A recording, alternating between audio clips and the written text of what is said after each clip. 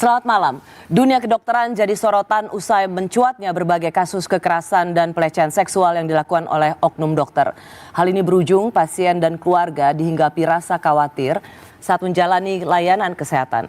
Dokter yang seharusnya bisa mengobati dan menyembuhkan malah jadi pelaku kejahatan. Saya mengundang Menteri Kesehatan Budi Gunadi Sadikin yang kemarin baru saja berulang tahun. Selamat malam Pak BGS.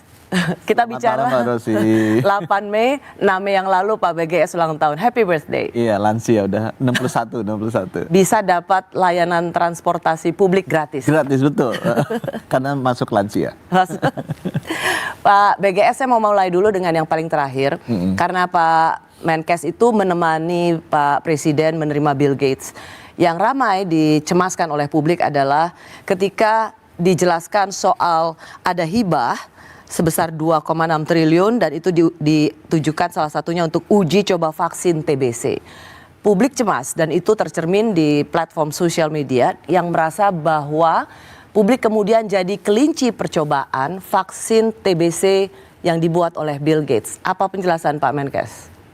Pertama saya mau sampaikan bahwa ada 2 pandemi atau 2 penyakit menular yang tadinya membunuh banyak manusia sekarang bisa dikendalikan. Nomor 1 cacar. Kalau kita masih ingat dulu cacar tuh banyak mematikan masyarakat. Itu hilang karena ditemukan vaksinnya.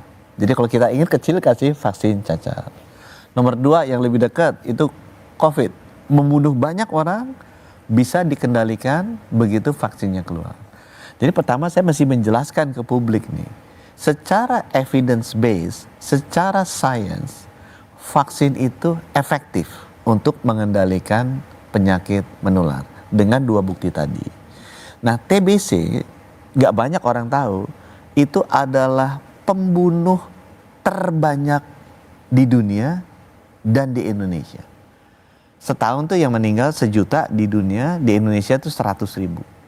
5 menit 2 lah di Indonesia meninggal. Jadi kita ngobrol gini, mungkin 10, 20 teman-teman kita meninggal karena TBC.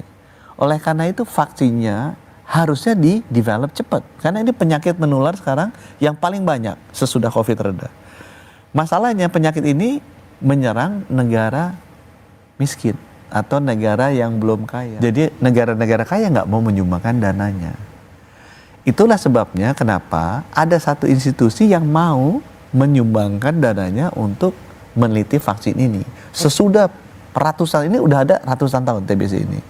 Nah, yang mendevelop sebenarnya perusahaan farmasi. Saya lupa kalau nggak salah namanya GlaxoSmithKline.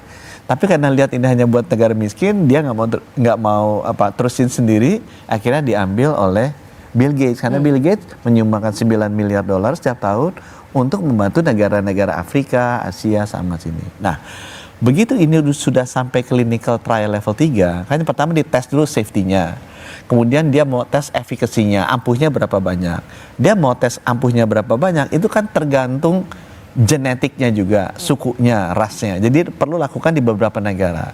Nah, Indonesia waktu itu nggak masuk. Saya datang, kenapa Indonesia jadi tertarik untuk masuk di clinical trial level 3. Ini clinical trial untuk melihat efikasi ya. Jadi safety segala macam udah selesai. Udah selesai. Karena di situ poinnya Pak Menkes.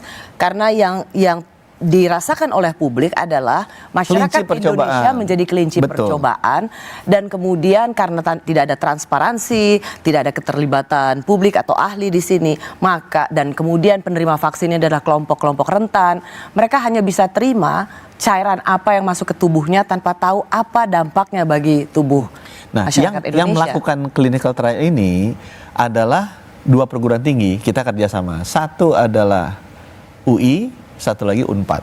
Jadi bukan Kemenkes melakukan sendiri menteri, enggak. Yang melakukan adalah UI dan UNPAD, isinya semua ahli-ahli untuk ngetes. Vaksinnya udah jadi sekarang, dites.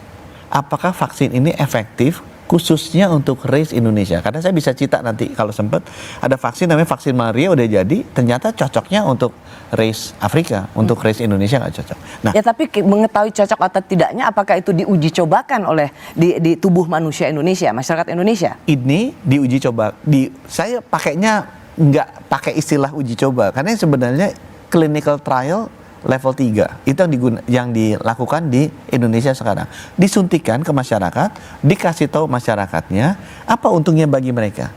Mereka bisa dapat vaksinasi ini lebih cepat. Jadi mereka pasti kalau ini efektif dan sudah terbukti safety ya, dia akan terlindungi. Yang nomor 2, semua ahli-ahli di Indonesia, utamanya di UI dan UNPAD, itu jadi paham mengenai penyakit ini dan vaksinnya lebih dulu dibandingkan negara lain. Nomor 3, kita mempersiapkan Bio Farma karena kita jadi site clinical trial.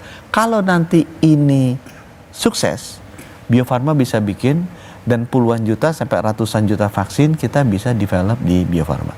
Itu untungnya kalau kita berpartisipasi di dalam clinical trial ini. Bagaimana dengan anggapan bahwa ini adalah bagian dari seolah kucuran dana hibah untuk kesehatan masyarakat Indonesia, tapi sesungguhnya ini menyembunyikan kepentingan global?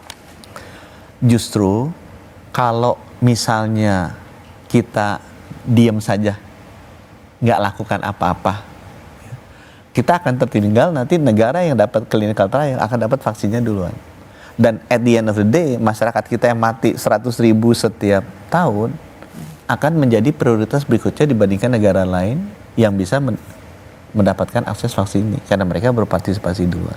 Itu kejadian di banyak clinical trial vaksin lainnya. Nah itu kita nggak mau kan, kita ngalami waktu COVID kan. Ya kita lumayan baik, tapi kan kita bukan yang pertama terlindungi.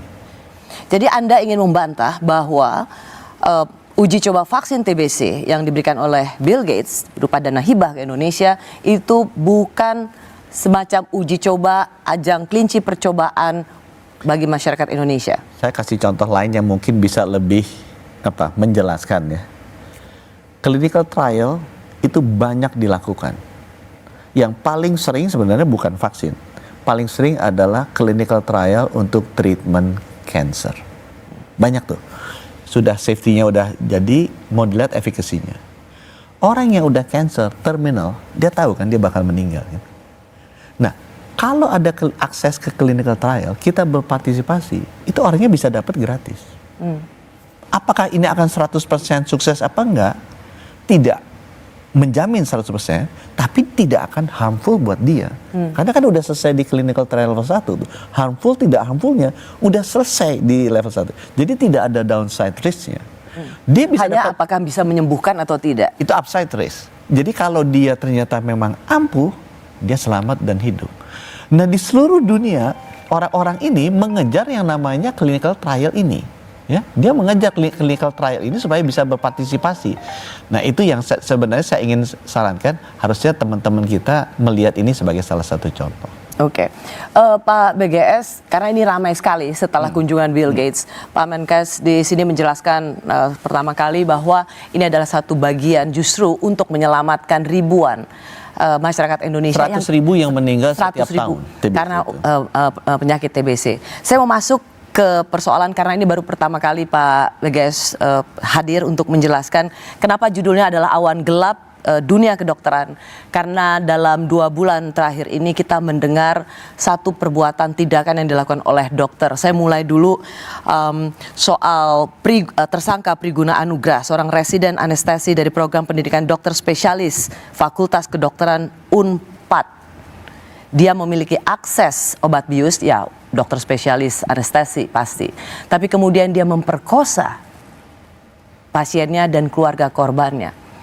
Pak Menkes, Anda selalu mengatakan ingin mentransformasi pelayanan kesehatan. Apanya yang mau transformasi kalau kelakuan dokter bisa, maaf, sebiadab ini? Saya pertama ya masih lihat judulnya kan kaget juga ya. Tadi saya lihat, loh judulnya seperti ini. Tapi setelah saya pikir lagi, Mbak Rosi itu kalau taruh judul kan pasti mikirnya panjang gitu. Dan saya sebagai seorang manusia lihat, kalau kita malam pasti ada paginya kan. Setiap gelap pasti ada terangnya. Kita masuk terowongan gelap pasti keluarnya terang. Jadi kalau saya lihat Ibu Kartini aja nulis buku habis gelap terbitlah terang. Jadi saya nggak melihat bahwa gelap ini sesuatu yang harus kita takuti dan kemudian mengerikan. Sorry Pak Menkes, takut. Setuju. Dokter spesialis pemegang obat bius menyuntikkan obat bius ke pasien dan kemudian memperkosa anggota keluarga juga diperkosa, itu awan gelap. Setuju. Maksudnya kalau kelakuan dokter spesialis seperti ini. Maksudnya saya adalah kita tidak bisa kemudian terus berhenti di malam hari atau di dalam terowongan. Kita harus maju merubah diri kita supaya kita masuk ke alam yang lebih terang. Nah, saya ingin sampaikan begini. Kejadian itu sangat menyedihkan buat saya sebagai Menteri Kesehatan. Dan saya sangat berempati kepada keluarganya. Ini banyak kejadian-kejadian yang kadang-kadang kita bicara ke topiknya, tapi kita melupakan bahwa dampak ke orang yang terkenanya itu luar biasa. Nah, itu yang saya bilang, oknum-oknum seperti ini kita harus beresin. Kalau kita lihat satu, mungkin kejadiannya ada lebih dari ini. Apa yang kita beresin? Dari ini? Ini karena ada pengakuan. Lebih dari ini. Ya, saya mau mengulang kembali apa yang dikatakan oleh Pak Menkes dalam rapat kerja bersama Komisi 9 kemarin 29 April. Ini mau saya sampaikan. Jadi selama ini kita melepas. Salahnya Kemenkes, kita melepas karena kita merasa itu di luarnya kita. Kalau kita pegang itu juga sensitif. Kalau Pak Menkes atau Kementerian Kesehatan sudah tahu ada perilaku semacam ini, mengapa tidak dari sejak awal kelakuan-kelakuan dokter seperti ini dihentikan? Pecat mereka sebagai dokter spesialis. Kita akan lakukan itu ke depan. Ke belakang yang menarik supaya ini fair juga untuk banyak dokter-dokter yang lain ya. Saya lihat dokter yang melakukan hal seperti ini ada. Apakah lebih dari satu? Saya yakin lebih dari satu karena laporan yang kita dengar itu ada beberapa. Tetapi ada juga lebih banyak dokter-dokter lain yang baik karakternya, bekerja dengan baik, sekarang mereka juga jadi terkena dampaknya seperti ini dan kena stigma. Nah, itu yang saya merasa kita harus fair dan adil ke mereka, bilang yang salah makanya harus kita hukum dengan tegas. Supaya jangan sampai yang salah dan yang baik itu dianggap menjadi satu bentuk, kemudian publik bilang semuanya kayak begitu. Itu sebabnya saya menghimbau juga ke dalam. Jangan kita biarkan. Masalah buat saya dulu adalah, Mbak Rosi ya, selama dokter itu jadi pendidikan, itu ada dualisme yang saya harus bereskan. Dualisme di pendidikan. Maksudnya gini, ini dokter ini emang pada dasarnya sakit jiwa atau karena pendidikan di kedokteran jadi kayak gini? Saya merasa itu tanggung jawab saya. Cuma masalah begini, dokter itu adalah peserta didik dari kementerian yang lain. Dia bukan pegawai dari rumah sakitnya. Jadi ada dua kementerian yang memegang ini nih. Nomor dua, padahal dia bekerja di rumah sakit yang di bawah saya, dan dia Hasan juga Sadikin ketemu dengan pasien yang merupakan pasien saya. Jadi suatu saat kalau saya ngambilnya terlampau jauh, saya tuh overrule my jurisdictions gitu. Dan saya pernah melakukan itu, dan saya diberitahu bahwa itu bukan jurisdiksi saya. Jadi saya revert back. Tapi setelah ini kejadian ini saya sadar, dan saya duduk sama Kementerian Dikti, Mas Brian, sama-sama kan alumni ITB. Kita tuh nggak bisa begini, karena kalau kita sungkan-sungkan pakai masing-masing, nggak ada yang terus. Saya menangkap kesan Pak Menkes sebenarnya tahu, tetapi mau melakukan sesuatu karena ini dihalangi oleh. Saya nggak bilang dihalangi. Ini jadi kemudian saya cuma bilang, saya pernah kan dulu kan, begitu ada Kompas kan keluarin kan, ada masalah kejiwaan. Ya. Saya mau survei, saya sempat ditegur. Pak, itu Bapak mau survei kejiwaan, itu bukan orang Bapak, apa haknya Bapak survei dia? Saya dapat formal komplain. Nah, saya bilang, oke. Kalau bukannya orang Bapak, berarti orang yang dimaksud dia adalah peserta didik dari FK, bukan orangnya dari fakultas kedokteran. Jadi kalau saya melakukan sesuatu ke mereka, itu intervensi dari, saya terlalu mengintervensi ranahnya orang lain.